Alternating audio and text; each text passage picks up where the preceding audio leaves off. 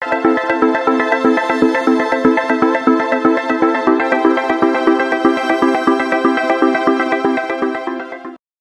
पुण्यात्माओं, हम ऐसे नास्तिक बनवा दिए काल ने। काल का उद्देश्य है कि ये भगवान से दूर हो जा, और विशेषकर कलयुग में, क्योंकि कलयुग में परमात्मा से इसका प्रॉमिस हो गया है, हुआ था।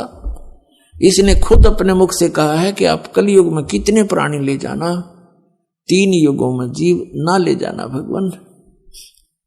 परमात्मा को पता था इस बात का कि सतयुग त्रेता द्वापर में इनके पुण्य कर्म गणे रहेंगे, और जब तक प्राणी के पुण्य कर्म हैं ये सुखी रहता है, और जब तक ये सुखी है इसको भगवान की आवश्यकता कतई नहीं। जैसा, लेकिन आत्मा भगवान की भक्ति बिना रह नहीं सकती। तो जैसा भी ये समाज से या किसी अन्य व्यक्ति से जो ज्ञान सुन लिया भक्ति का, उस पर आरूढ़ होकर के साधना करता रहता है। वो सोच तो ये रहा कि इन साधनाओं से मुझे पुण्य हो रहा है, और वो हो रहा है उसके पूर्व जन्म से प्रारब्ध ही प्राप्त हो रहा है। तो जिस कारण से सतयुग त्रेता द्वापर तक ये प्राणी परमात्मा को चाहता नहीं, अगर उस ज्ञान से उस मार्ग से हटकर भी बताना चाहे तो कति स्वीकार नहीं करता, क्योंकि सबकी समाधियां लगती हैं, सब शरीर होता है, बलिष्ठ होते हैं।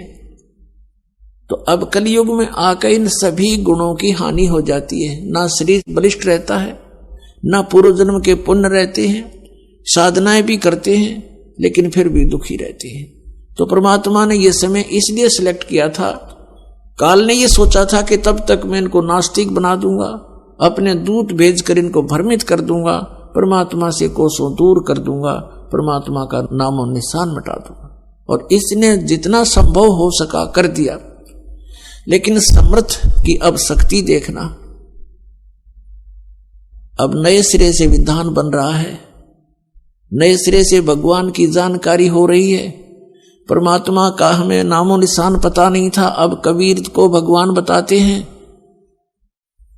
तो अज्ञान आधार से ये मन स्वीकार करने को कतई तैयार नहीं होता, खड़े पैर गाड़ दे है अड़ियल घोड़े की तरह।